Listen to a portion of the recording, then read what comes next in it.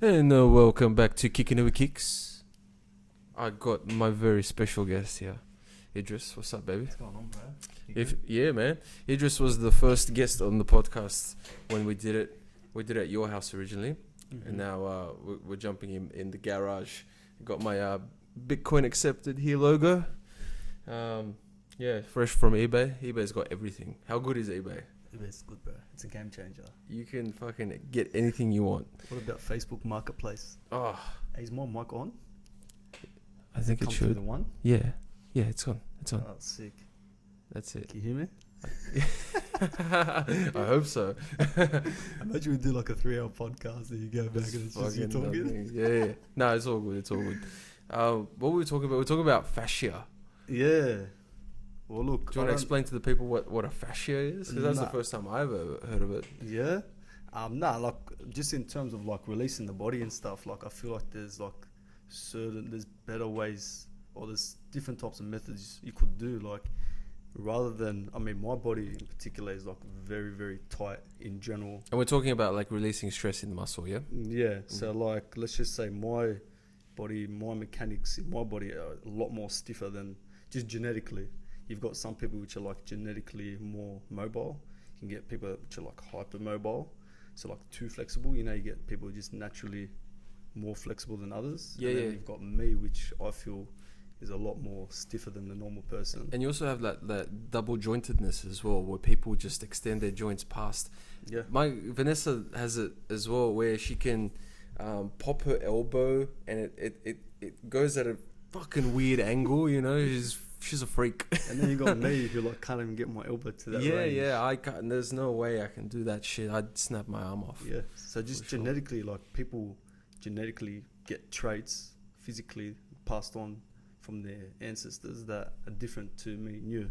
Yeah. Just could be anything like based on like their ancestors having to adapt to like a certain thing in their lifestyle, and then like think about all the office workers now that are passing on certain traits down to their offspring. You know what I mean? They haven't moved. Carpal tunnel syndrome. Yeah, like there's so many things that like are going to develop through lifestyle. Yeah. For me, I got passed on like my joints don't move as freely as other people, and then you stack that with like high intensity training, which is going to stiffen you up over time.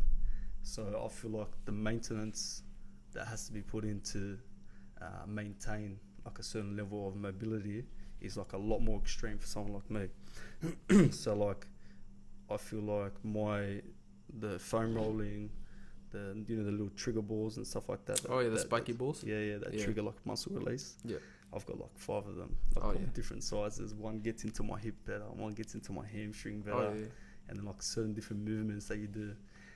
I found the more that I free my body up from muscle tension, the better I was able to stretch and get more of a range. So you're saying like you do a lot of stretching, but I was saying why not try foam rolling, releasing the muscles, breaking down that fascia, which is like that layer just below your skin and on top of the muscles, to allow your body and also which will allow extra blood flow to that area. To get the blood flow there, yeah. Blood flow, nutrients for recovery, a lot better.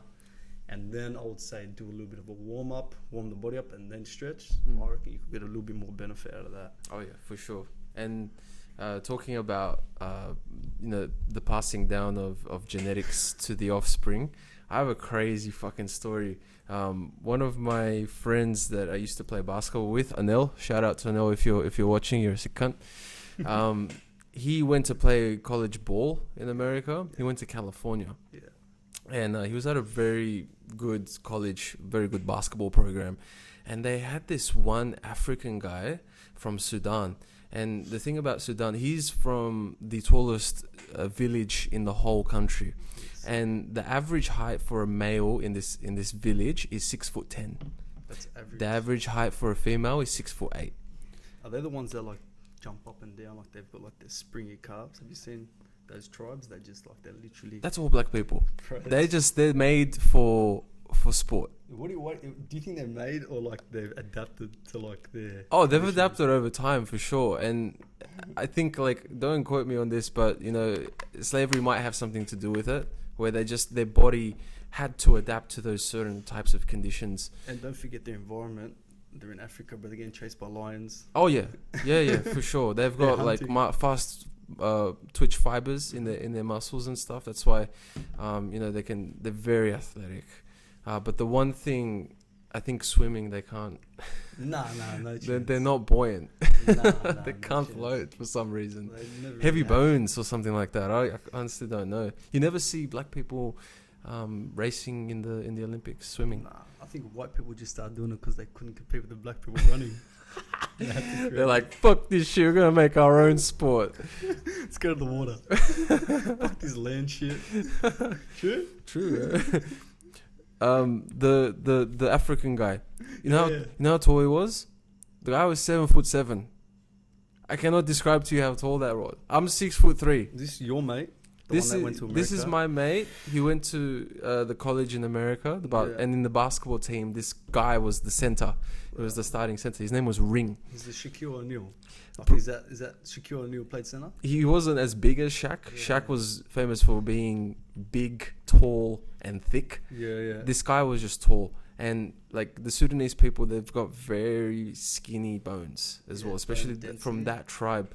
There was a famous NBA player called Manute Bol, and he was 7'8". So he came from the exact same tribe as this guy Ring. Anyway, he actually told my mate the story of why everyone is so big, and this will blow your mind. In this village, there's tall grass. Okay, and there's a lot of wild animals. We're talking about the wild animals. Yeah. And what happened was the shorter people who couldn't see over the grass got eaten. Yeah. They died. Survival of the fittest. So the taller people were the ones who survived because they could see over the tall grass, and they reproduced with each other, creating taller and taller generations. Yeah. Wow, what the fuck? Yeah. It makes sense, So that's why this tribe is just like average height 6'10", 6'8". Yeah. It blows your mind, It's just the Darwinism. Yeah. What was it? Galapagos Island? Is that what the island that they went to, and they found out that different birds had different traits based on like their actual environment. You're taking me back to year 11 biology, bro. Yeah. What is that? Nature nurture, bro. Yeah. So if you don't have desirable traits for an environment, you're like pretty much like you could potentially be killed off, or like you just don't perform as well in that environment. Have you seen that video of that guy that talks about the people that the fishermen that dive down and they hunt the fish? This is literally what they do for a living. They live on the water, like they live on like floating homes, and then they dive down, hold their lungs, and then they fish like they catch fish like that. Yeah. And only the ones with like the biggest lungs are able to get down further and get the fish. So over time, only the ones with the bigger lungs survive, right? Right. So similar to you, only the tall dudes survived, and then over time, only the guys with the bigger lungs survived. So over time, so there's a whole population of people that float on water in this community, but they all have big lungs. Yeah. So like to go even deeper, that guy that explains that theory explains it like takes it back to like lactose intolerance. You know how people have a lactose intolerance to milk? When they drink milk or have anything dairy, their body just can't process it. So they've got an intolerance to lactose. So lactose is like a sugar that occurs in milk. Does it only come from the cow? So the cow milk, but also comes from breast milk. Yeah. So as babies, you're able to tolerate that because you're drinking from your mother's breast milk, right? Yeah. But over time, you lose that tolerance and you become intolerant to lactose sugar, right? Mm-hmm. So then what happened was when we domesticated cows, we started drinking their milk. This was how many thousands of years ago. And just because we could? Just because like industrial revolution, man, like that's just a farming revolution, sorry. So like we started domesticating certain things and using them to our advantage. Yeah. But originally we didn't use cow's milk. So what happened was you had certain people that were tolerant to lactose sugar, and certain people which still are intolerant to lactose sugar. So what the guy goes on to explain is that now humans are constantly introducing things into our own lives which some people are tolerant to and some people are intolerant to. So like some people are intolerant to like city life because they're more used to like normal, you know, hunter-gatherer life. Yeah. And then some people are more tolerant to it, so they succeed in these environments. Yeah. So bring it back to the tour guys that were able to thrive in that situation, and then also happening now. So you got people that are able to be more tolerant to technology and radiation and whatnot, and they're able to survive in these environments that we're creating. Yeah. And some people are left on the outside and they're like, fuck man, I just can't do with city life or technology and shit like that. They're intolerant to that life. So they're less successful in this life that we've created through implementing all these certain things. City life is very weird. It's very weird. It's not normal. It's so man-made, right? Like when you compare the middle of Town Hall in Sydney to like the Blue Mountains, when you go to the Blue Mountains, there's such a big... You're more at ease in a place like Blue Mountains, aren't you? For sure. You just feel so much in touch with nature. Whereas in these big cities, you're very isolated from that feeling. I feel like people are able to adapt to the city life better than someone like yourself. Some people can, some people can't. Some people just lose their shit and just like, fuck this. I can't do this. They've got a tolerance to it, whereas me, I've got an intolerance to it. I cannot do it, man. Like I'd rather find me at a beach, chilling out. You've been at Coogee last few weeks, hey? Eastern suburbs. Just like not even just eastern suburbs, man. Just the more. I like the tropical weather. I realised when I was travelling, the sun makes a big difference for me. Like, for sure. Even in a place like Amsterdam, which I think is the best run city like I've ever been to. And for those people who don't know, like when we go overseas and you meet people and you tell them we're from Australia and Sydney in general, they get so happy. They're like, they think Sydney is the best place on earth because of the weather and the beaches that we have and just the whole lifestyle and stuff. Yeah. Whereas, you know, you were telling me before how you kind of, even me, we take it for granted because we grew up here and this is all we know, you know, and we're in the area. It's how you look at it. It's at the end of the day, bro, the word that keeps popping up is perspective. Yeah, that's massive. It's huge. So if you look at Sydney from a tourist lens and look at what the tourists love about it, you can actually live in Sydney and still feel like you're on holidays, in my opinion. So like if you've realised, like when whoever you talk to, they talk about the weather in Australia and how great the weather is and how great the coastal areas are. It's beautiful, and man. how great the mountain areas are. Beautiful. The nature and all sorts even of in the bush factors. Yeah. So if you step back and look at it from their perspective and appreciate the things that they do and overlook a lot of the stuff that you usually dwell on, then I think you'd enjoy Sydney life a lot more. So like people in Amsterdam, like we'd say, yeah, we're from Sydney, blah blah. We're so jealous of you. You guys live in Amsterdam. They're like, what? We're jealous of you. You live in Sydney. So I started thinking, I'm like, fuck. So I'm like, so I got to go back to Sydney and go with that, you know, frame of mind. And I did, and I've enjoyed it a lot more. Oh yeah, I can Bondi, see it on your snaps, yeah. Gordons Bay. Yeah. Even there's some decent spots in Cronulla as well. Oh, for sure, man. It's beautiful. We have it. It's a beautiful city that we live in. It's got different kinds of terrains and stuff, but I do think the beach takes the cake. We've got beautiful beaches. My favorite being Coogee, Bronte, and Bondi, for sure. Yeah, Bondi's got a little bit more of a European vibe, which is sick. If you go, did you end up going to North Bondi where? You went during the week, didn't you? Oh yeah, where everyone smokes weed. Yeah. Did you go up to that side? I did. I usually go to the jungle gym that all the big guys go to. The bars. Yep, and I do a few muscle ups there. Yeah. It's fun.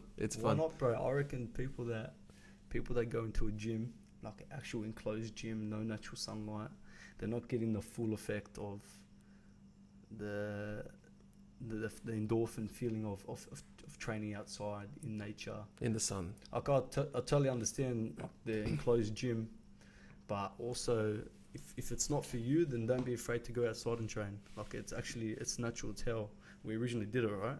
Yeah, exactly. So that's why, like, whenever I see like people like that are doing like group classes and stuff outside, like I totally understand it and why it's popular. I just reckon there should be more of it. Are you one to work out by yourself, or do you have to be with other people? Nah, totally fine by myself, bro. Yeah. Mainly because my training regime is so specific to myself and my own body. So, because my physio kind of designs a plan for me specific to my own body and specific to my sport, that it's a little bit hard to train with a partner. But if I'm doing just like a normal session, then yeah, why not? But I'm totally fine training myself. Yeah. Yeah. I can do either or. I prefer sometimes to have someone pushing you. People, not someone pushing me, but people around me. I notice as well, being a guy, like having girls in the gym really helps as well. Don't you think? In what way? It's just a subconscious thing. It's like, wow, this girl's here, and you know, I have a girlfriend. I'm not doing anything, you know, infidelity or any of that bullshit.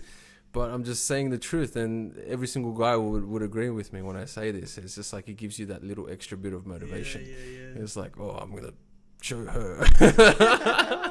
It's the masculinity side. Yeah, it's the testosterone kicking in. Yeah. I'll show her. Yeah. What if she starts out lifting you, bro? It happens to me all the time. We got a problem then. It happens to me all the time, bro. Gotta step your game up, bro. Don't worry. Can't have chicks lifting more weight than you. When someone starts out lifting you, especially a girl, just go start stretching, man. Just try beat him on. try to beat him in flexibility or something. That's it. It's just less masculine. But I went to a sick gym in Amsterdam. I don't know if you saw my Instagram. Yeah, I saw. Bro. So you go in there, you ask for a 1 week trial, and the trials. Do the trials. Natural lighting, sauna, steam room, even their machines there, bro, like next level. It's like German engineered resistance machines and shit. Yeah. It's fucking sick. Holland's a beautiful Amsterdam has it all, bro. I actually bought my ticket the other day. I'm Did going ya? next week. Next week. Next year. Yeah, next week. Go for Christmas. Oh, I wish. I was saying it when I was there, man. I'm like, this place in Christmas would be sick. Like, apparently the whole city's lit up, and like apparently even some of the Christmas traditions like originated from Amsterdam as well. So like apparently that place during Christmas is magical. It'll be cold, and there'll be barely any sunlight. That's all. Yeah. That's my problem, man. In the summer, the sun set 11:30 p.m. Wow. Did you notice that? Nah. Well, we weren't there in summer. We were there in autumn. It would have been. When I went, when was it? 2 years ago. The sun set 11:30 in the summer. Bro, how like, beautiful is it when you see people riding home on their bikes? Oh, it's like, the best. It's the best. The whole city's made for bikes. You can get anywhere with a bike. Do you find it weird how people here, like, there's like a stigma? There's a stigma on bikes. People hate bikers. Like, it's not they lose like, their shit. It's not even like, we can't even like, alright, you don't prioritize them, but like at least tolerate it. Don't fucking run them off the road. Some Aussie cunts won't tolerate that shit. They're like, fucking bikies. We pay rego and they don't have to fucking pay any rego. Oh, I've heard What's that up one, with that? bro. Why would you, like, first of all, like, fuck rego. Like, why the fuck would you, like, try to enforce, like, a shitty law like rego on people that are riding bikes, which we originally, like, which was, like, what people were doing before driving cars. Like, wouldn't you want to, like, minimize the amount of shit you're paying, and then you're trying to enforce it on people that ride bikes? I find that weird, bro. Yeah, leave them alone, man. Like, as long as they're not being an idiot on the road and taking up the whole lane. Obviously you're gonna get good and bad in everyone. You're gonna get shit bike people that ride in the middle of the road and feel like the road's like their own and really piss people off. But think about how much shit they cop all day. Coming from a biker's perspective, if I was doing that shit and I was annoying people behind me, I would not feel safe. Oh, bro. What the fuck? Like, you're annoying the wrong person. Don't do that. They've got all the cards in their hand, bro. You are so vulnerable on those two wheels. There's nothing patting you. You're going, at least 20, 30 Ks an hour, and you got an angry, pissed off driver behind you. No. That's the thing I realised, man. In Amsterdam, the people were less stressed, less pissed off. And I feel like overall... I wonder why. The herb, bro. the herb. Could be one of the reasons. Nah, it's not even that, man. I feel like their life in general is more... there's more social aspects to their life. Like if you think about here, if you want to go for a drink now, if we want to go for a drink, what are our options, man? If me and you just want to go for a drink, but I don't want to see any poker machines. Oh, mate, I was going to say 3 swallows, but that's out of the question. Where do you think we can go where there's no poker machines? Just for a drink, maybe go play a bit of darts, maybe go play a bit of pool. No poker machines? Like not even one poker machine? Yeah, like nothing related to gambling, so not even like a TAB or anything. Ugh, that's tough. I don't think it exists. Have you ever thought about that? I've never thought about that, no. Have you ever thought about like how many gaming places there are in Sydney? Gambling is so in everyone's face. In America, it's not legal, right? It's only legal in some states. Gambling? Yeah. I'm not too sure. I think it's like all that. I know is Las Vegas, bro. I think Vegas You've got 'em at the airport. and the place in Jersey, I can't remember what it was called. It's like 2 or 3 places in America. Don't quote me on that, but I think it's something like that. As well as prostitution. Prostitution's not legal there, but it is here, and gambling is here as well. They're all legal. Did you hear about how much money Australia made on gambling? Like more than the GDP of Fiji or something? Mate, that's fucked. Did you hear that? Oh, so I'll let you think about something, yeah?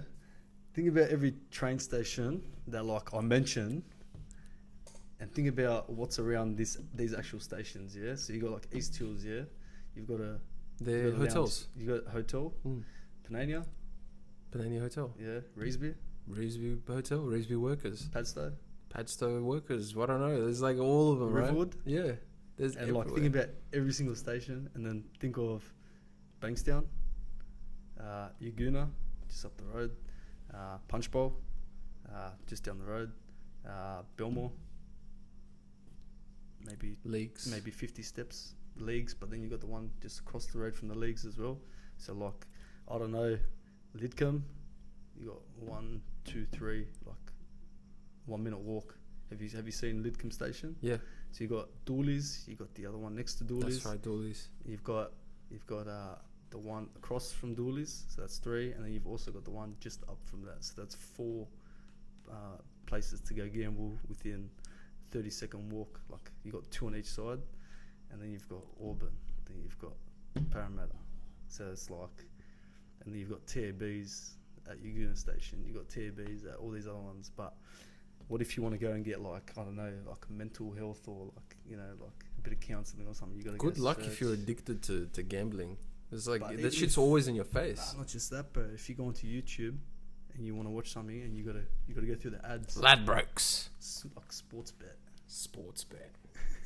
And it's always so masculine sounding, the advertisements as well. Yeah. It's like, bet on your favourite horse and get your $100 back if he doesn't win. So they're incentivizing, even like if you lose and shit, you won't lose as much. Just to keep you there. Nah, you're normalizing it. So you made it's desensitized. Don't you remember when the Opera House was like lit up with like the racing horses and shit? Yeah. So it's like you pretty much put it in people's faces, making it seem normal. But I don't know, man. Like, I'm curious now. You got me curious. I want to see how much money Australia made. Yeah, I'll look it up, bro. Oh yeah, you got the laptop there. G, you know what? I'd see you because I'm pretty sure I saved it, bro. We're upgrading in this bitch, guys. We got the new microphone stands. Yeah, I'm gonna get some. Pretty bro. cool. Thank you, Vanessa. I think I've got it here, bro. And Drissy comes always with gifts. My man, he's got some hemp seeds for me. What can I put these in, bro?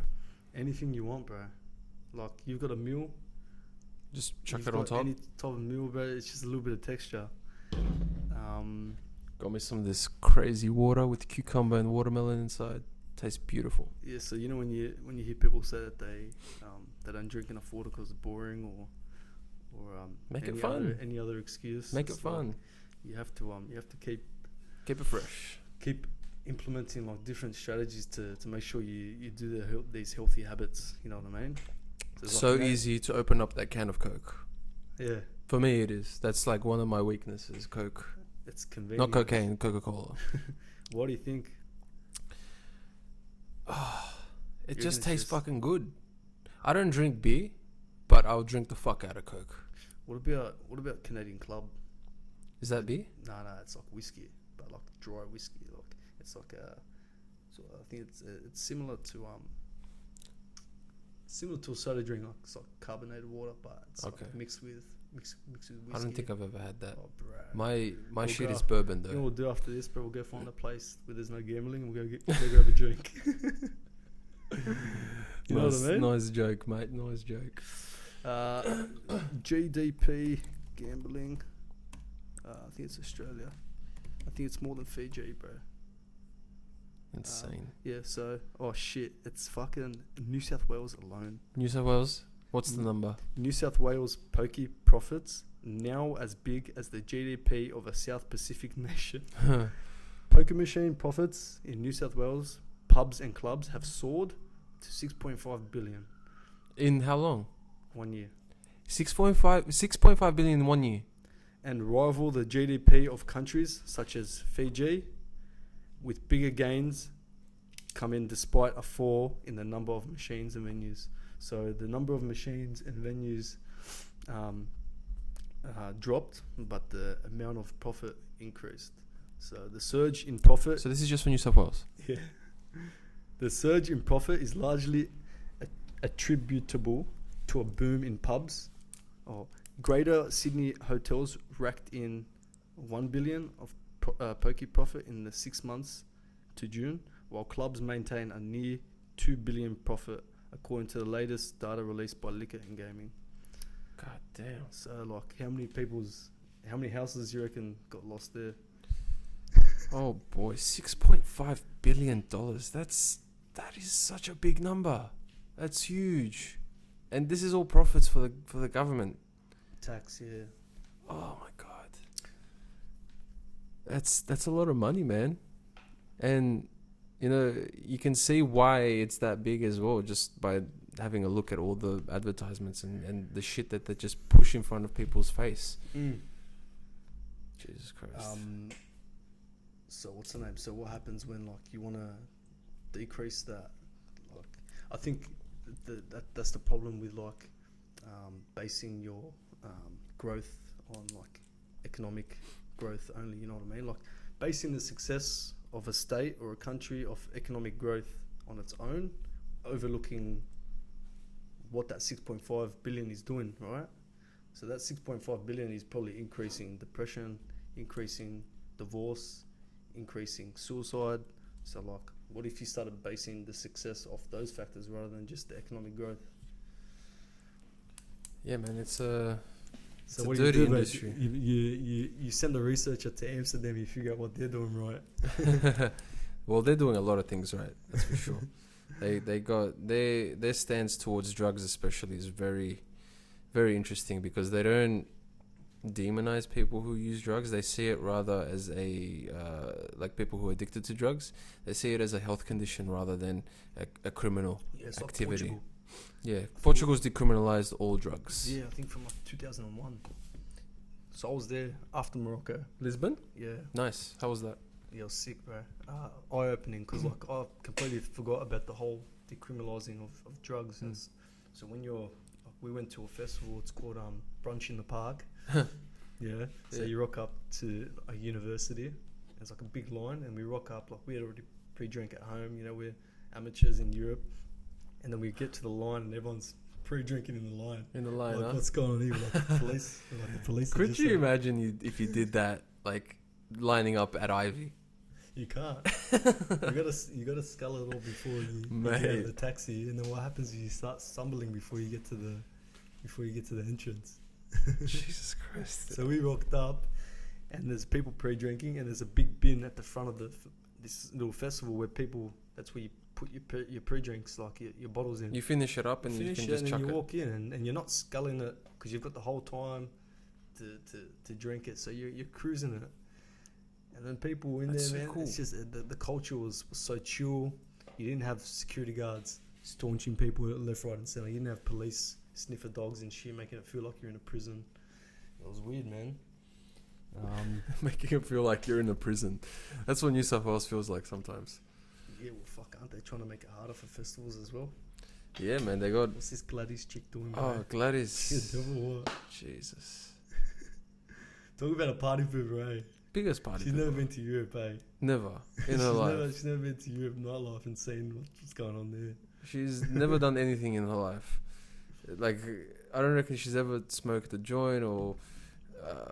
even gotten drunk to the point where, like, you're just really drunk and stuff like that. I think she was just like a little goody two-shoes girl growing up in probably like the eastern suburbs or something, private school. She probably didn't realise that you can have a social nightlife surrounded by, alcohol and whatnot, and actually be a positive thing. You know what I mean? I feel like there's, like you're saying, the stigmas on partying. Yeah. Or just, socialising in general these days. Like, bro, if you're going to start enforcing all these legislations on all these festivals and stuff, and then just kill that, it's like, where is everyone going to go? They're going to go to the pubs, increase that $6.5 billion profit. Or you make it as if you shut everything down except this lit up beautiful place called the casino, the Star. And you get everyone to go in there and spend their money and going back to gambling, and that's what it is. It's all for the money. But have you realised in the Star, like, you got how many machines you got to walk past just to get to like the restaurants and shit? That's fucked, bro. There's a lot of fucking machines in that place. But you got a lot of Asians as well. Yeah, they love it. They love fucking gambling. All the machines are Asian, bro. Like the 88 and shit. Red Dragons. Got a feature, bro. That's fucking funny, bro. But nah, Portugal, man. Australia needs to send researchers out to countries like Portugal and cities like Amsterdam and just bring back knowledge, bring back reports on how they're doing things. Because eyewitness reports. The people are obviously happier. Bro, another observation from Amsterdam. Everyone's on bikes. So what does that mean? Everyone's fitter. Yeah. So burning more calories. So they're burning more calories, which means they can eat a little bit more. So we can't eat similar diets to them because we're sitting down all day. Their resting heart rate is a lot lower as well. Stress levels lower. Bro, I'll never forget. I saw a dude riding a bike, and then I saw a car swerve around, like a meter away from him. Like he's driving this way, and the car's come around, and like just a meter away swerved past him. This guy didn't flinch. I'm like, bro, this guy like almost just got like cleaned out. The car was just doing a normal turn. Yeah. I'm just thinking, I'm like, fuck, if a car came at me like that and turned, like I'd be freaking out. These guys are like just... They're so used to it. So like their thresholds for like fitness is higher. Their thresholds for like stress and you know what I mean, is a lot higher. Yeah. So they're just like way more superhuman than us. Yeah. And you know also what came from Holland? Wim Hof. He's Dutch, and you bought tickets to his gig in Sydney, didn't you? Are you gonna do it or not? Probably gonna give it a miss, man. You got Europe coming up. I gotta say for Europe, but I would love to see it. Like I bought his program years ago. This is before anyone knew who Wim Hof was. I bought his program when I first saw him on the Rogan Experience, and it changed my life. And we've talked about it before on the podcast where. Talk about that bloke all day. His breathing technique. I do it almost every day. It's changed my life. Well, just breathing, like I think his method is just breathe. Like his philosophy is just be more conscious of your breathing as well. So a lot of people apparently like we underbreathe. Like we're not conscious of our breathing. And if you look at lots of teachings in terms of controlling like your stress system in your body or your nervous system. That's what it teaches you, to control like all the different systems in your body. Yeah. So through breathing. So if you don't have control of that through breathing, or if you don't practice any forms of breathing. And cold immersion as well. Yeah. So his thing is breathing. His thing is cold. I think he's got he's got 3 pillars. Yeah. I think the other one's discipline or consistency. Yeah. Or something. Yeah. That's the one. He interrelates like all 3. Mm-hmm.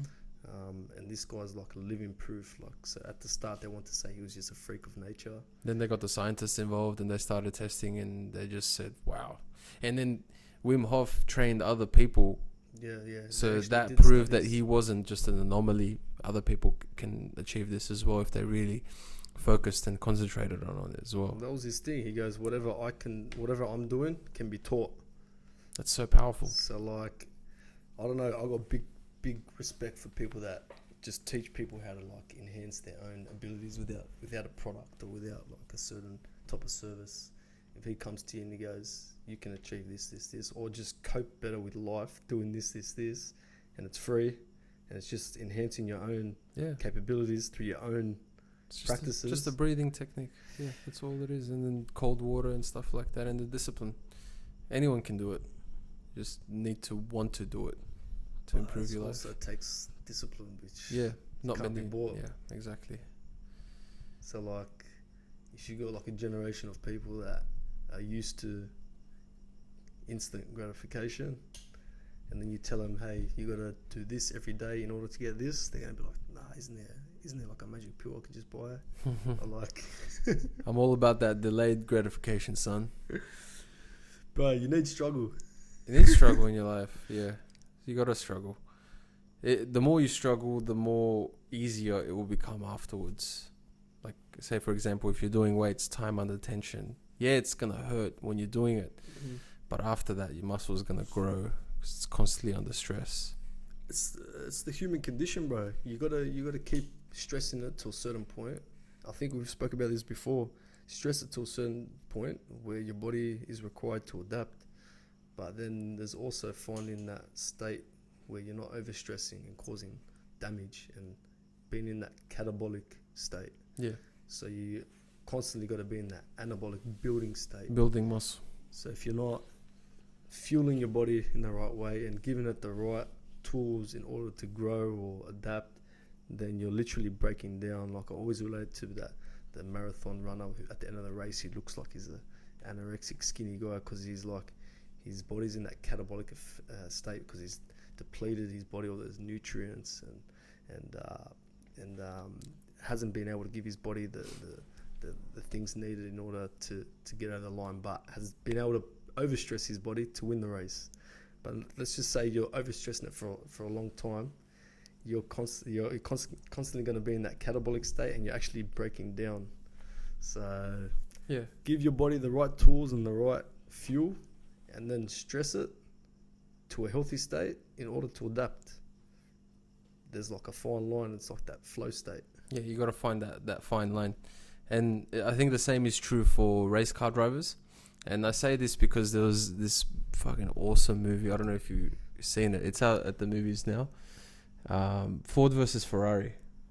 Oh, is that Matt Damon? Yeah, Matt Damon and Christian Bale. This one here. But wow, what a movie! If you're a car guy or just a guy in general, this is a really good movie. And going back to what you said about redlining your body when you're training and trying to find that line, it's the same for cars. I never really knew this, but the movie is based around 1966. There was a race, and this race goes on for 24 hours. What, the same driver? They switch drivers, but they don't stop for 24 hours. They're just racing the whole time. And at the time, Ferrari had won the last 5 races, and Ford was struggling with their sales, so they wanted to buy Ferrari at the time for $10 million. So one of the guys from Ford in America flew all the way to Italy to meet with Enzo Ferrari, the guy who fucking invented the Ferrari. And they offered him $10 million to buy Ferrari so they could implement their technology and their build into their Ford cars. And Enzo goes, look, give me a day to think about it. The word got out, and then the other Italian manufacturer, Fiat, they went to Enzo Ferrari and they go, you know what, fuck these Americans, we'll give you $18 million. And they ended up buying Ferrari. And Enzo Ferrari, like, he goes to Henry Ford's he's like, fuck you, and he started talking shit to him. And this guy got so pissed off that he's like, you know what, I'm gonna get the best engineers, we're gonna build the best car, and we're gonna fucking beat you at your own race. And that's what they did. And Matt Damon's character, he's Carroll Shelby. You've heard of the Shelby before, right? Yeah. It's one of the fastest cars ever. And they partnered up with Ford, and they created this beast of a car. And it was sick. True story as well. Yeah, true story. I love those kinds of movies. That's sick, bro. It's like the underdog, huh? Yeah, man. Henry Ford was an interesting dude, huh? Henry Ford is a trip. He was around in like the 1860s. Oh, really? That early? Yeah, he was the very first Henry Ford, because there's Henry Ford the second, and then there's his brother. Who the fuck is beeping? Fucking area, man. I swear to God. The area. Fucking beeping. Anyways. But yeah, Henry Ford's like responsible for pretty much cars going mainstream. Yeah. Without him, we wouldn't have like cars now, and we've gotten to the point where we have the Teslas now. Have you seen the new Tesla, dude? Bro, they're everywhere in Europe. I didn't know how popular they were until I my went to Europe. Goodness gracious. What's Henry Ford's a quote on creating a permanent customer? Did you see the new pickup truck? I heard about that, bro. Oh my So what goodness. this dude's just taking over shit. Elon Musk is he reminds me of Iron Man. Yeah. That's goes what, against the grain. I mean, look at this car, man. He said it's got 7mm thick aluminium bulletproof exterior. How's he make it? How's that sustainable? Like, how's it like cost efficient and whatnot? Who knows? I mean, he's made some of the most powerful batteries in the world. Can't fucking made a fucking flamethrower, bro. But it's not a flame. It's not a flame. That's what it's called. It's not a flamethrower. Because he's not allowed to sell flamethrowers, so he calls it not a flamethrower. You reckon he's just taking the piss half the time? Oh yeah, for sure. Yeah. He's got a mode in the Tesla that's called ludicrous mode. Oh, yeah. If you put it on ludicrous mode, it just goes crazy. Yeah. Those things are so fast. They're so fast. 0 to 100 in like 1 point something. Yeah, that's unheard of for an electric car. Electric. It's not even running on petrol. That's crazy, bro. There's videos of it beating a Merc, BMW, and an Audi in the straight. Bro, the question is, why does he want to go to Mars? That is a good question, bro. What's wrong with Earth? Nah, well, take the dude that knows. He's on the brink of like knowledge in terms of artificial intelligence, and he's coming out and warning people about companies like Google and what they're doing. And he's also the guy that wants to leave the planet. You do the math, bro. Yeah, Google's plotting something, man. Have you watched Alan Jones theory on Joe Rogan in comparison to Elon Musk's theory of Google?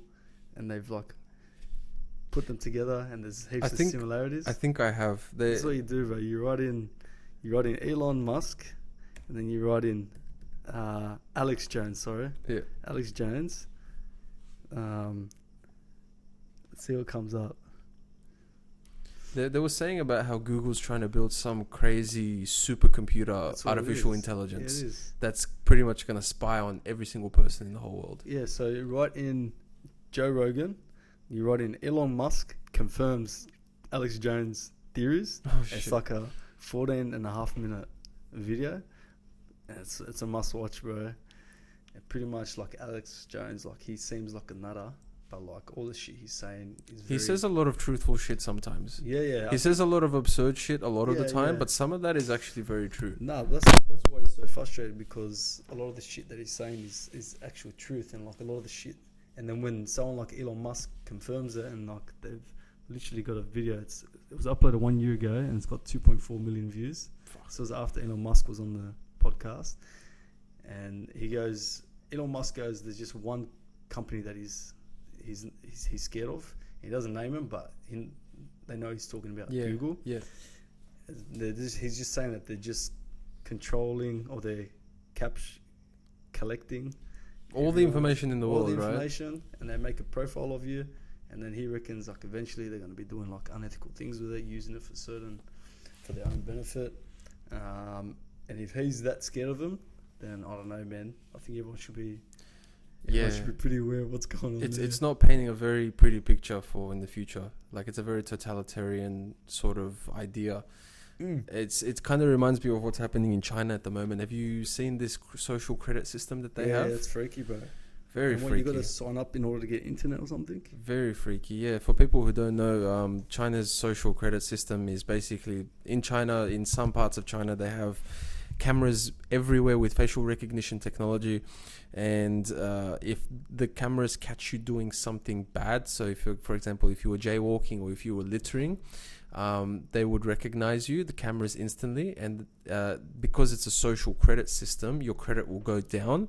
And the more times your credit go down, the lower your score will be. And the people who have lower scores get ousted for things like bank accounts, public transport. So, yeah, it's fucking horrible. It's horrible. Is that actual legit thing? That's legit, man. It's already been implemented. Yeah, Is that why they're protesting? That's Hong Kong. That's it's just got something to do with it. But it's been around for a while. Independence or something, yeah.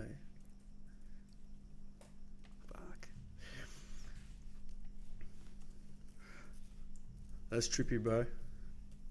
Hey, what about the new generation that is born and that's all they know? Yeah, they're born into it, so they don't ask questions. They just like accept it as the norm. So you got like a generation of people that try to like revolt and like try to resist it, but then you've got the new generation that just that's the norm. Here's an article from the ABC. Social credit system. Seek to assign citizen scores, engineer social behavior. So they're trying to change people's behavior by implementing this system to it's scare tactics. That's all it is. Bro, who comes up with that shit? Like, do they sit at a round table and be like, oh, hey, how about this? Like, who the fuck comes up with that? Some powerful people, man. And China has a lot of powerful people. A lot of rich people. Their middle class is very rich. Yeah. Yeah. I don't know what happened. It happened in the last 20 years. Bro, probably. Yeah. That's why there's a trade war with America and China at the moment. And Trump is trying to win it by any means necessary. And if he doesn't get impeached, he'll probably, I don't know. There's so much shit going on at the moment. Do you still find it funny that Donald Trump is the president? I have to pinch myself every single day. I'm tripping the fuck out, bro. I'm just like, what? That guy's the president. And not only that, The Simpsons predicted it. The Simpsons predicted too many things. Dude, I don't know. I sent this video in our group chat the other day. It's about all the things that The Simpsons have predicted that has come true. Yeah. It is mind-blowing. I cannot fathom. Didn't you see Lisa Simpson like going against climate change? And she literally... Greta. It was Greta. Lisa Simpson is Greta. Holy shit. Did you hear about how Donald Trump, his whole presidency campaign started? Did you hear about that? No. How did it start? He was on like reality TV, right? What was it called? The Office? No, not the Office. Oh no, the thing where he goes, "You're fired." Yeah. Boss, I don't know what it is. Yeah. But anyways, some other celebrity was getting paid more than him, right?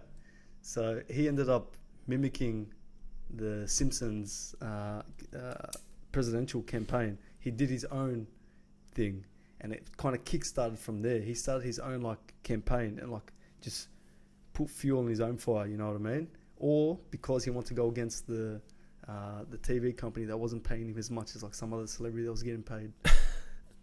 That's how it all started, bro. When you have that much money, you can do whatever you want.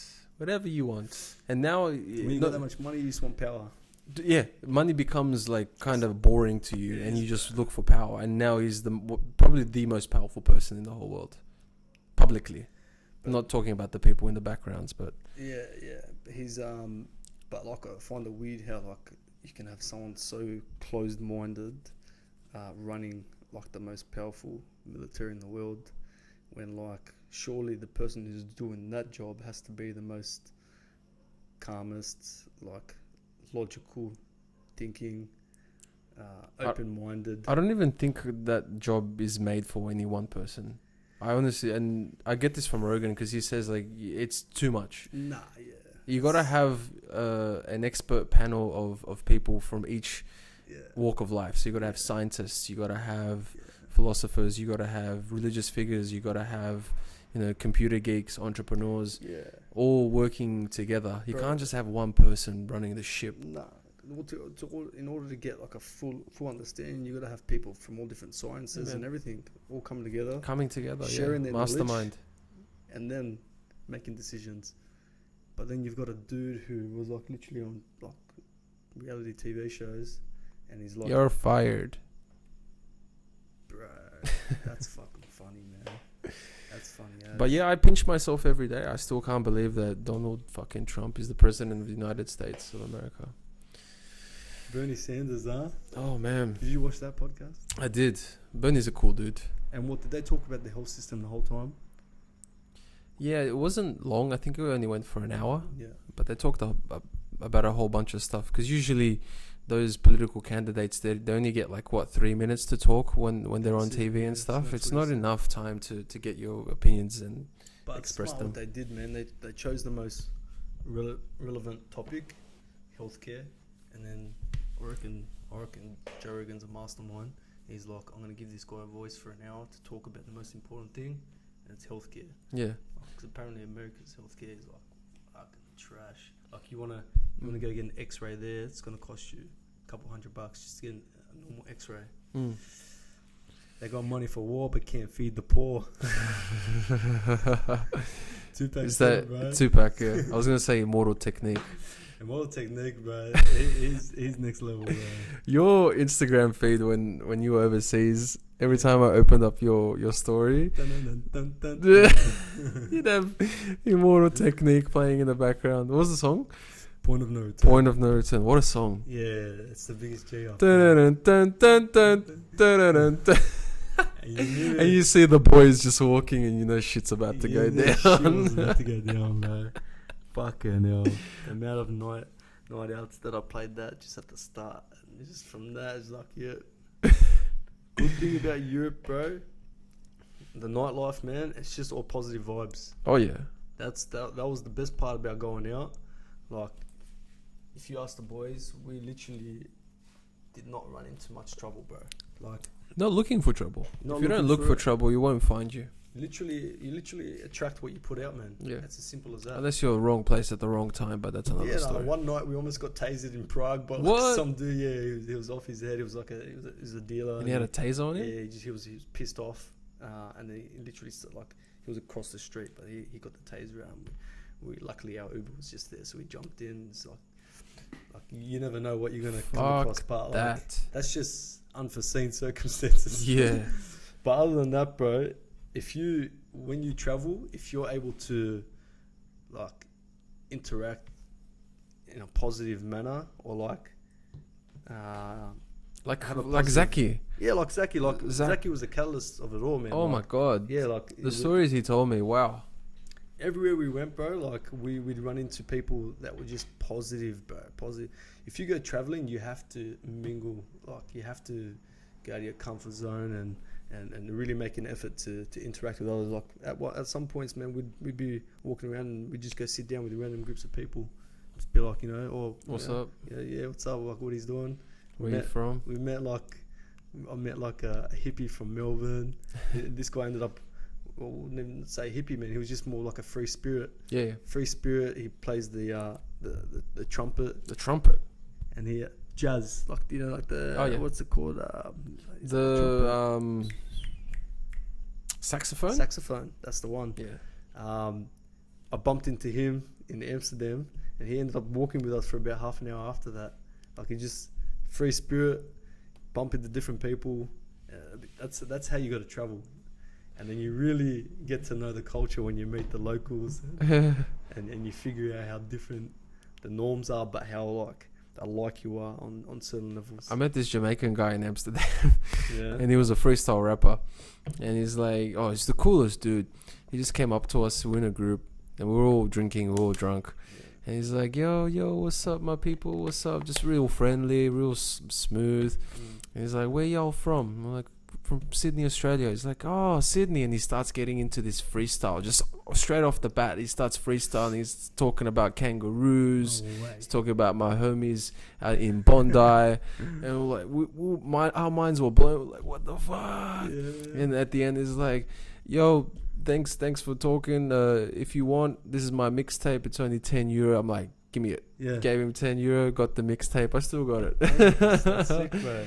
That was so good. It was a great experience. You started freestyling about Australian culture, bro, just on the spot. We rocked up to our Airbnb in Amsterdam, yeah, and the chick that was renting out her Airbnb to us said, "My husband's gonna meet you there." So, anyways, me, Zach, and Jake we rented it for 2 people. It was a big place, but only 2 people were allowed. So only me and Zach rocked up. We left Jake around the corner. Yeah, a Brazilian guy rocks up on his bike with a bottle of wine. This guy's the husband. He rocks up. Hey guys, we got presents. Yeah, he brought a bottle of wine. All right, come up, grabs our suitcase, puts it on his shoulder, goes up these steep stairs. Oh, the stairs in Amsterdam are insane. Insane, bro. This guy takes our suitcase, puts it on his shoulder. Like, Brazilian dude gets up. We're like, fuck, man, like, what a sick car. Talking to us, showing us around. This place has got a hammock in there as well. Oh, hammock sick. From side to side. That's mad. Anyways, we're talking to him. As we're talking, he gets out his joint. We're like, fuck, that's right. We're in Amsterdam. Sit down, fucking have a smoke with him. Spark it up. I call Jake. I'm like, bro, trust me, just come. I'm like, the coast is clear. It's all good. Jake rocks up. Bro, this guy literally changed my life. Like, 40-year-old Brazilian dude came from like some fisherman. Is that the guy that Zach made cry? Which one did he make cry? Was the Brazilian guy? The African guy. Oh, the African guy. Okay, yeah. That's another story, bro. Yeah. Like, so many different encounters, bro. What was this Brazilian story? So pretty much, he was the Airbnb husband, yeah. So anyway, sit down, have a smoke with him. This guy, his perspective on life and how carefree he was. Yeah. And I'm sitting there looking at this guy who's like 40 years old, and this guy is just acting like there's not a worry in the world. Has his own catering company, but still like just came from a coffee shop, smoking with his mates. Not a stoner or anything, just chilled and free spirit. Yeah. And I'm like, bro, like that's goals, man. Like, I know 40-year-olds in Sydney that are like stressed out, losing their hair. Oh yeah. You know. And I'm like, bro, that's how you should be living, bro. Oh, 100%. So this guy literally like just fucked my whole perspective on life. What was the funniest thing that happened on your trip? Bro, honestly, man, there's too many different encounters. The one that literally pops into my mind is we had we ordered an Uber back to our Airbnb in Portugal, yeah. Anyway, so before we go into the Uber, we go to Zach, like just run amok on the Uber driver. Let's just see if like we can have a laugh, whatever. I think this might be coming off. Yeah, just push it in. It's all good. So she starts telling us her story about how like she's got like her own Uber company starting, yeah. Anyway, she's telling us how she's gone from like one Uber to about 8, yeah. And we're like, oh yeah, we're like, no worries. We're like, tell us the story. And she's like, this is literally her voicemail. It's like Arnold, it's like a high pitched Arnold Schwarzenegger. She's like, all right. She's like, you really want to know? So we're sitting there, and we're ripped as well because we like smoking in Lisbon. There's no problem there. Of course. So this chick goes on like a 10-minute story telling us how she went from a 1-car Uber company to an 8-car Uber company, and we're ripped off our heads. And I'm sitting in the back like, yes, she's talking, and Zach's like acting like he's full, interested in it. And she's telling us the whole story. Had to be there, man, but it's probably the funniest thing I've ever seen, man. It was just like you had to be there moment, right? 100%. Yeah, because it was all, yeah. Decriminalise weed, bro. That's it. How does this you have a lot more healthy people.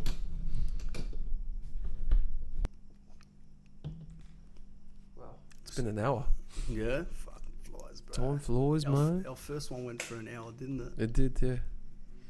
What about me and Carla at 4 hours? Wow, you guys did 4 hours at once? Yeah. in one God sitting. damn. And I still don't think that's enough to cover everything. No, you can never cover everything. Shout out to Khaled. Love you, man. You're the best. What a guy, bro. Smartest guy I know. Yeah, legit. Smartest guy that I've ever met. Smartest, yeah, how spiritual, how open-minded, like knowledgeable, Yeah. intellectual, and common sense. So much common sense. What do you do, man? Our group chat's fucking decent, man. The It's think on point. taker. It's on point, man. That's what you want. Yeah. Deep and meaningful conversations and topics. Very hard to find these days. People who want to talk about that. But I try to stay away from like a lot of the mainstream stuff. All the shit that's just like distracting me. Just trying to be more undistracted and more aligned with like what I really want to know about. You know what I mean? Like, I don't give a fuck about fucking pop culture or Hamish and Andy and Carl and Jackie and Mikey and Emma. they were oh god, they were talking about some other bullshit the You're other still day. on that? Just on the way to work, like I said before, just to see what kind of nonsense is going on. I can't remember what. There was something stupid. It was something about cheating. Is it worse than the or yeah, probably. It's all bad. It's all in that same bucket. But I want to talk about. I want to listen to people like bro, did you see Joe Rogan had that guy Chris Kresser on the other day? Yeah, Have you watched any of his ones with Joe Rogan? I don't think so. Who's he? He talks pretty much is don't know his exact qualification, but he pretty much talks all things health and like nutrition. Mm-hmm. So he originally fucked his whole gut biome up when he took strong antibiotics once. Like the antibiotics did save his life because it was like an extreme case, like when he was traveling through Asia. But he pretty much had to recover his gut health from there, and then he kind of drew a passion from his research, his own research and findings, and now like turned it into like a career. Mm-hmm. So I'm pretty sure he could be a doctor, but he's done I think 3 with Joe Rogan now.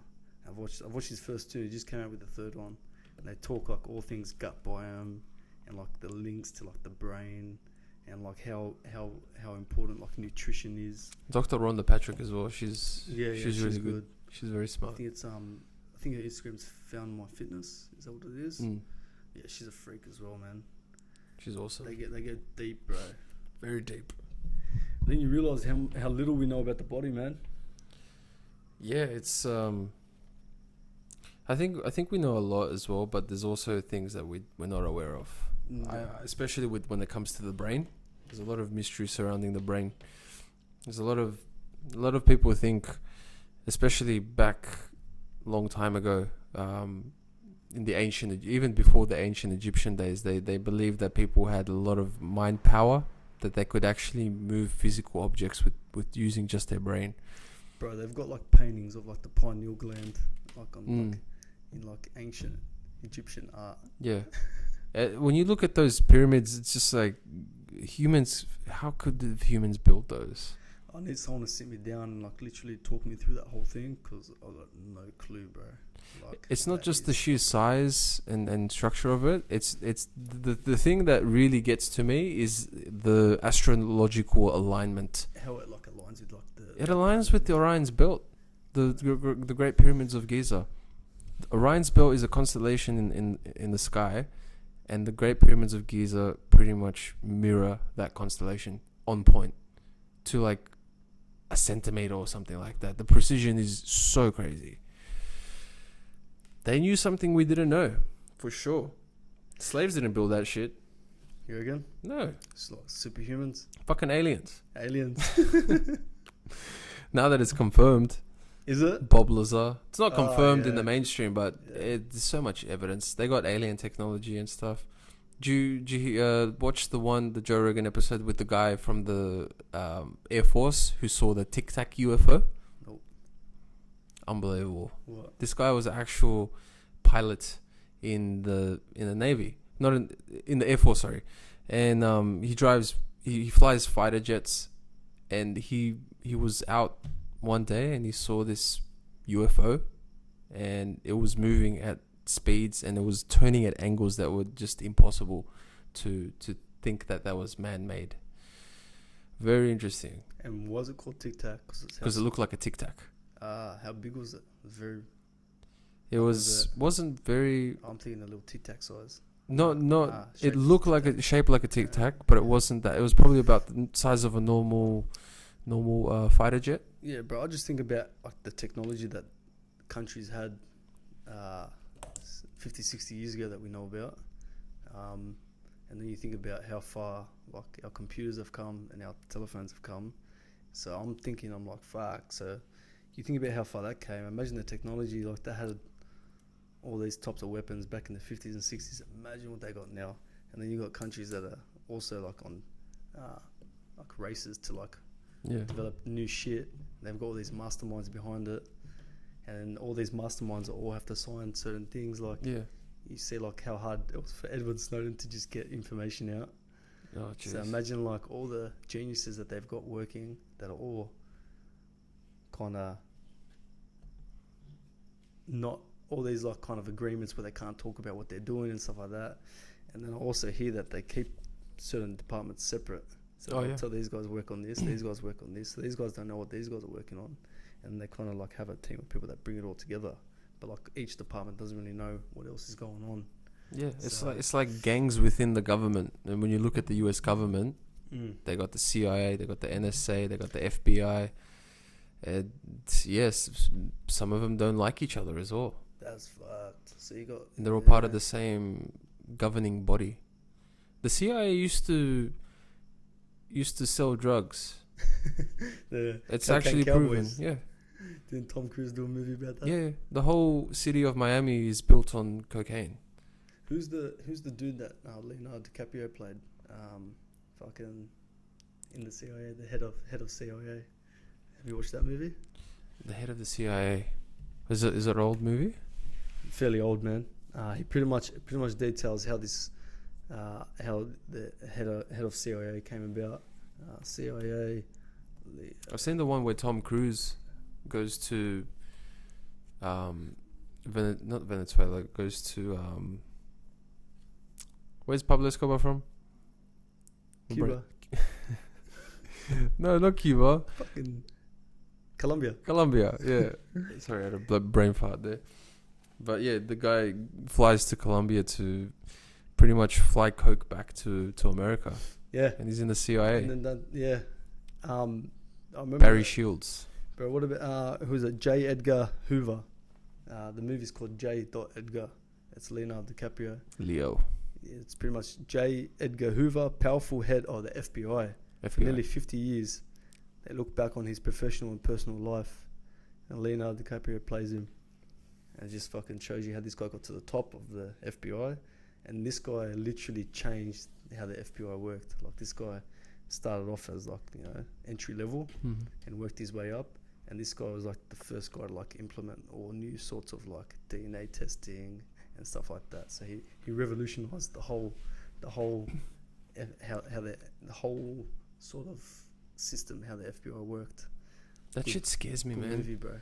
The shit that these guys have available at their fingertips, if they wanted to, they can use it freely on the people or whoever they need to get. Bro, apparently the White House has got this machine that can detect your heartbeat and can pick up your identity. Just from the heartbeat? Just on your unique heartbeat. Oh, that's insane. Scary shit. God damn. That's why me and you are going out to Blue Mountains, bro. Yep, you gotta do it every now and then. Just get out of the city. You gotta live there, get man. back or in you can nature. go to Mars, bro.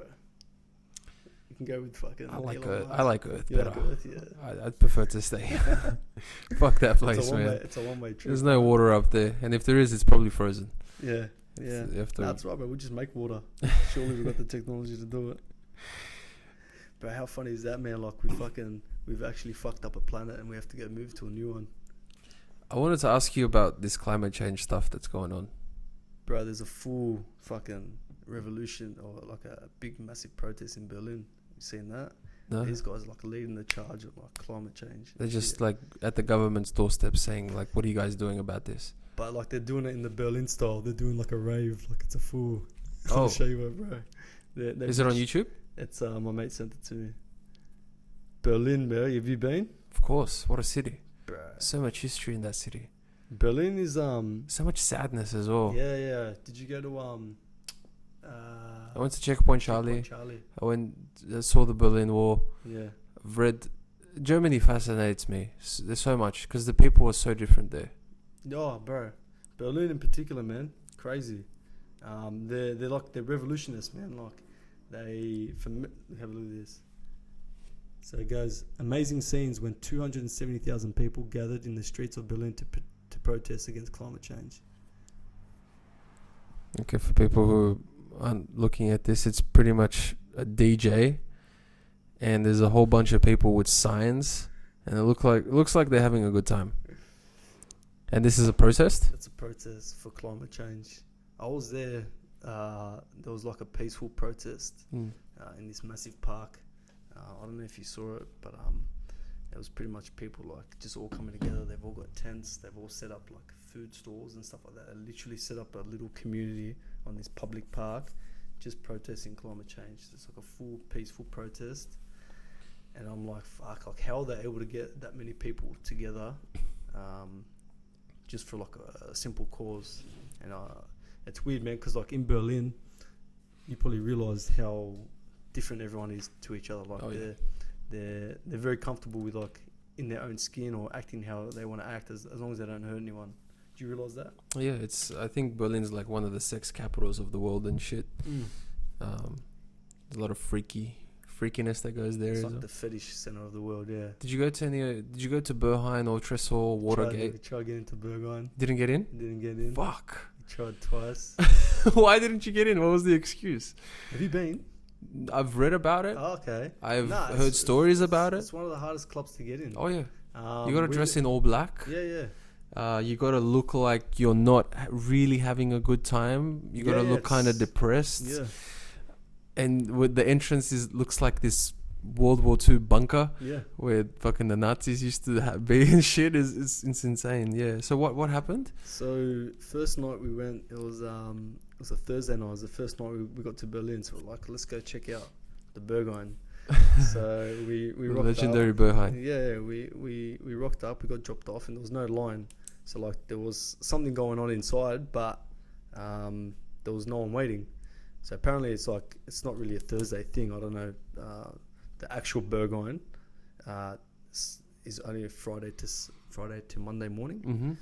Mm-hmm. So we tried getting in, but then we're kind of running amok outside as well. We're having a laugh. So then we feel like the security guards remembered us. You drew too much attention to them? Yeah. We met a Scottish couple outside, and they were also trying to get in. And we also met two Aussie girls. They just got rejected. So we rocked up. The girls got rejected? 2 girls just got rejected. Holy shit. But they weren't dressed.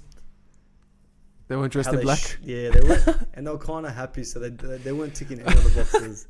And then we met this Irish, I think they were Irish, this Irish couple that were trying to get in as well. They just got rejected. So we were having a laugh with these 2 Aussie girls and this Irish couple about not being able to get in. So like, fuck man, like, we'll try to get in. So we took the Aussie girls with us to try to get in. The Aussie girls got in, and we got rejected. Oh no! So anyways, the next night we waited in the line, which went all the way up the street in pouring rain, and we got all the way to the front, and then we got rejected there. Motherfuckers. Have you seen the Berghain security guard? I've heard stories about them. Yeah. What do they look like? So like the main guy is like face is tattered. His face is tattered. Face is all tattered. You got like 3 big cunts standing around him, and then you literally get to the front, and then they just look at you, like that, and it's just out or in. That's it. It's either this way or that. Yeah, it's like in is like fuck. You're going into like a mystery world, man. Like it's a full trip out. We didn't make it. We ended up going to. You heard of KitKat Club? No. Strip club? No, it's an actual club. Not as exclusive as Berghain, but it's also like a free spirit type of club. We went in. You have to hand your phone in, so there's no phones allowed. Wow. And you go in, and it's just all different rooms, man. Yeah. It's just like hard type of trance type of music, and it's just you've even got a pool. It's all inside. techno, right? It's all techno. It's just boom. You've got boom, people of all ages, all dressed in their own type of thing. Like you got some people dressed in costumes. The chick that took our coat was shirtless. He just passed it all over. We went in at 1 a.m. and you got no concept of time, and we ended up walking out at 9 a.m. Jesus. It's like what a big night. and you walk out and it's just like a bright fucking sun, and you're like, sun's in your eyes. It's like you just come out of a dungeon, bro. Legit, that's what it would feel like, right? You just came out of a dungeon. 2 different worlds, bro. That was Berlin for us, bro. Fucking Berlin's a trip. And then the next night we go to an R&B club. It's just like it feels like you're back in Sydney. It's like, there's different sides of the spectrum. My mate, who I will not name on this podcast, went to Berlin, and he got his dick sucked in Berlin. By who, bro? Just by a girl. Alright, that makes a little. They had some kind of mutual agreement. Yeah. And she went down on him and sucked his dick in the middle of the club. Yeah, no, that's totally fine there, bro. That's like that's completely normal. It's a full free spirit type of city. No one really judges. It's like certain clubs have certain types of like norms and but then like I think you kind of know when you go into a place what to expect. Like you don't just rock up and get freaked out, but you got to know what you put yourself into. Yeah. But then again, bro, then they can all come together and protest for like a common cause. So it's like, how are they able to do that and then go and protest for climate change? Yeah, I just noticed we derived so far from the topic of climate change. How a tangent and a half, bro. Climate change. Man, you're making Man, the thing about this climate change, there's so much information out there. I'm so overloaded. I don't know what to believe anymore. Oh, you mean like if it's true or not? If humans are actually contributing to it? I do know that climate change exists, and as I say that, there's fucking fireworks happening right now. As long as it's not gunshots, bro. Classic area. Anyway, the argument is that the question is climate change affected by humans? Is it being accelerated by humans?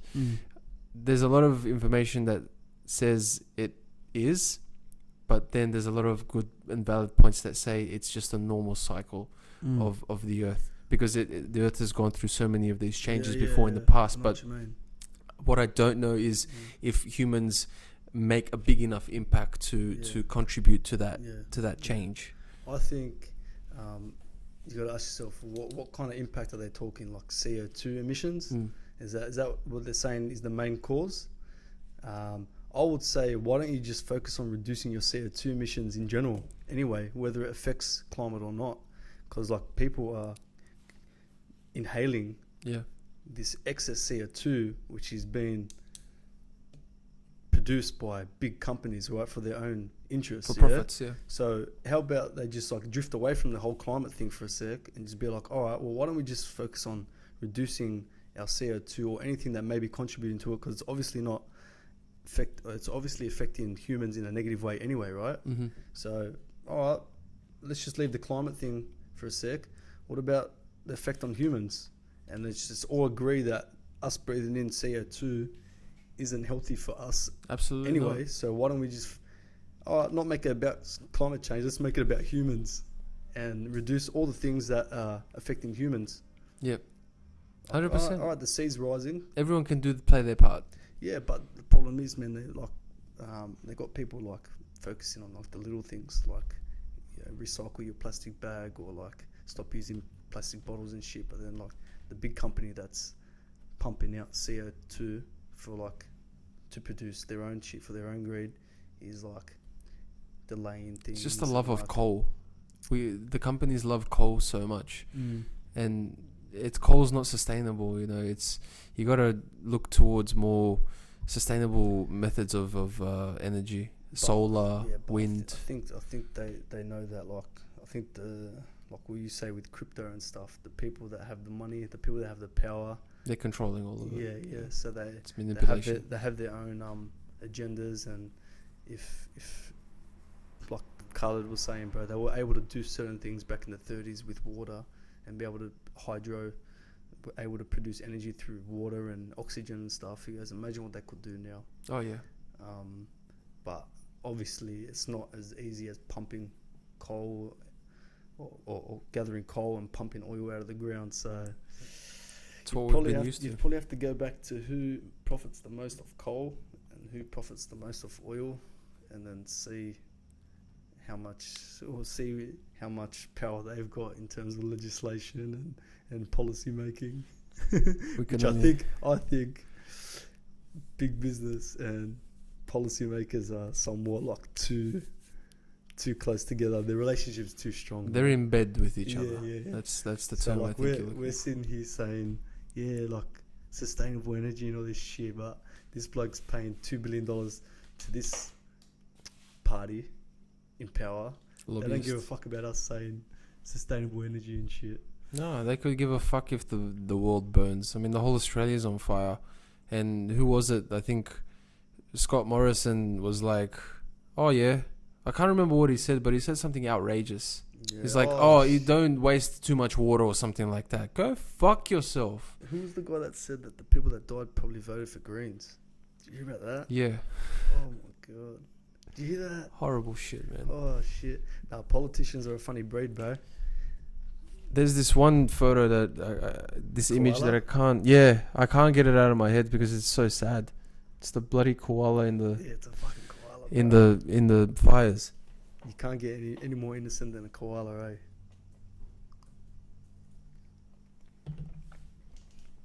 This one. Is that the one where he's crossing the road? Or it's where the firefighter is giving it water. Look at that. Yeah. That interspecies connection. Yeah, man. God damn. That's sad. These poor koalas, they have no idea. They're just in the eucalyptus trees, stoned off their face, chlamydia in their eyes, and this fire happens and like, yeah, they got chlamydia in their eyes. I don't know why, but it's actually a thing. Yeah. They got chlamydia in their eyes. That's why their eyes are so red all the time. They just sit in that tree eating eucalyptus leaves the whole day. Beautiful animal. Oh, bro. Beautiful animal. I fucking love animals, bro. Don't get me started. I got like cockatoos and shit that come to my house just to get fed and shit, bro. Yeah, they just come and the best, chill. Bro. Now they know they're gonna get fed if they come, so they just come and sit on top of the they just sit on top of the rail where my balcony is, and they just wait to get fed, bro. I'll fucking feed you any day of the week. Living the life. Yeah, 100%, bro. Nice. But I think, bro, back to you're making his climate change. I reckon, bro. Tell me what you think. Let's just stop pumping out bad shit into the air, because it's obviously gonna cause.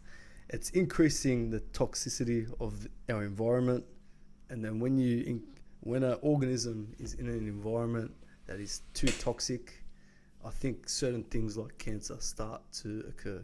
And like, I don't know someone told me that 1 in 2 people are going to get cancer by the time they die, or in their lifetime. Some stupid like statistic. I could be wrong, but I'm pretty sure that's the stat.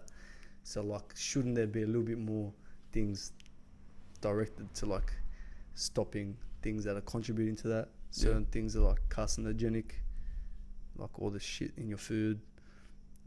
Pesticides, herbicides, artificial flavors, colorings, sweeteners. You've got things pumped into it to preserve it on the shelves. Hormones, You've got like preservatives, what is it? Certain trans fats, where it goes through a certain process to harden it in order for it to be on the shelf for longer. That kind of shit is all causing like certain things in your body. You've got radiation from your phone. You seen like 5G? Like 5G scares the shit out of me, bro. But like, dude, I find it trippy how it's like it's promoted so much as well. Like Telstra's pumping it. Big campaign. The thing it's even on the footy. Yeah, the thing is they don't have any long-term studies of the effects of 5G waves on humans, and like it's been proven to be very harmful as well. It's not really like killing birds and shit like that. It's just it's frying. It's literally just frying you with waves, with these microwaves. Yeah. Very concentrated, because the way that the 5G is, it's different waveform than 4G, and it's more concentrated. That's why they have to put it around every single street. They can't just have it as 4G, because 4G is widely accessible long distance, whereas 5G has to be within closer proximity, but the wave is so strong. So what, are they already planting these around? I wouldn't be surprised if they've started. Yeah? Like, have you seen these 5G boxes? I've heard about I've heard really, they put them outside houses and shit in America. There's a really good photo of this guy wearing a hazmat suit, installing a 5G tower. Oh shit! So you're pretty much like increasing like the frequency, and that's fucking ticking off shit in your body. Oh, there it is. Look at that shit. He's installing it on a tree, and he's wearing a hazmat suit. Oh shit! The symbolism in that. This is the shit you wear when you go inside nuclear reactors. And he's installing it on a fucking tree. Where's this, bro? I'm not sure, but wherever it is, I don't want to go there. Nah. Well, it's coming to you. Those things coming to a street near you. Dude, those things look deadly. That's fuck like, man, that. And the fact that you're covering a tree, which is like the most natural thing. I know, right? You know, that's what I mean. Like the symbolism's fucked. Like that thing is what takes in the CO2 and puts out the oxygen, and now you're putting a high frequency. You're ruining it. Stop ruining the earth. Yeah, stop humans. Go back. Jesus Don't worry about Christ. the quick internet. Just stick with the 4G for now. Even though the 4G is even like, have you heard about the effect like on your sperm cells and shit? Oh yeah. Like that's just the 4G. Because don't forget, when your phone has 5G and you put it in your pocket, what's it near? Oh no, it's in your nuts. Balls, bro. And if you're a JJ, if you're a girl. Yeah, I really like to keep my phone in my pocket now because of that. Like my chiropractor, he's pretty like, he likes to keep up to date with like a lot of like the new types of research and studies and stuff, and he was the one that first told me about it. And he goes keep it away from your ball sack, man. He goes they've literally done studies and it actually mutates your sperm cells. No. So come out with retarded babies. Yeah, and then top that. No offense. Then top that with the pesticides and all the other preservatives and additives. Then top that with the CO2 that you're consuming, and then you know what I mean. Like, I feel like it's a combination of things. Yeah, man, you got a lot of things working against you. But like they're trying to find the cure for cancer, but are they looking into what's causing it, or nah? I think cancer is one of those things where it's partly genetic and it's partly lifestyle. I think it's majority lifestyle. I think like from what I know, it's like you've got like certain people who like are more prone, susceptible, to like mutated cells or like tumors forming, and then like certain things can be ticked off a lot easier, which I think is what's happening. Environmental factors, and like you put like an organism in a toxic environment, it's gonna react badly, right? Yeah. So like lifestyle choices, diet's a big one for sure. Yeah, 100%. And going back to the Mars thing, piggybacking off what Alex Jones said, I don't know if it was what Alex Jones said this or not, but I read this article where a really smart professor was called up into a room of the 1% of the 1% of the world. So like the most powerful people, the people who are not named, the Illuminati, if you will. And he got called into a room with them to explain what is actually happening in the world in terms of climate change, social disruption, social, breakdown, people rioting, what we're doing to the environment, all that sort of stuff. And what he said was that they're planning to upload their consciousness digitally, either that or get the fuck out of this planet and start a new civilization on Mars. Who's this dude? I can't remember. Not to be named. I think it was an anonymous person. Upload whose consciousness? So these rich people want to upload their own consciousness digitally into like a hard drive or something like that. Yeah. And I do believe that they might actually have the capability to do that. Oh yeah, bro. Who knows what the fuck they can do, bro? Yeah, so because they want to get the fuck out of their own body that's decaying and dying, or to get the fuck out of the planet and start their own civilization. Yeah, well, bro, if they can do like transplants and shit now, like if they can transplant someone's head onto another body, that's just what we know about. I reckon like just times that by 100, and that's what they can actually do. That's what I reckon. I reckon like think of like the craziest thing that we know about, and then times it by 100. Yeah. I don't know, man. Who knows? Who knows what the fuck's out there? It's nice to Conspiracy ponder. talk, bro. But yeah. But yeah, I reckon they could definitely. We'll get to that point where we can start messing around with like your consciousness and your memory. It's only a matter of time, for Yeah. sure. I mean, Elon Musk is. Have you seen his Neuralink, where he's pretty much chipping your brain? Yeah. And it's something to do with putting a chip in your brain and getting data from your brain. It's fucking insane. Like, we're living in the future. Bro, whatever. If the best thing for me would be to give me unlimited memory and Upgrade the RAM. Upgrade the RAM, upgrade my ability to remember shit. Imagine being able to take in information and just keep it. Amazing. And then at any point in time, you can just quickly access that data without having any problems at all. Almost like a computer, bro. Yeah. And with that, I think we should end. Guys, if you don't already follow Idriss on Instagram, Idriss Elhafiane. He's a very charming boy. He's the host of the Drissy El Reboot Podcast. Super, bro. And you're planning to do some more episodes?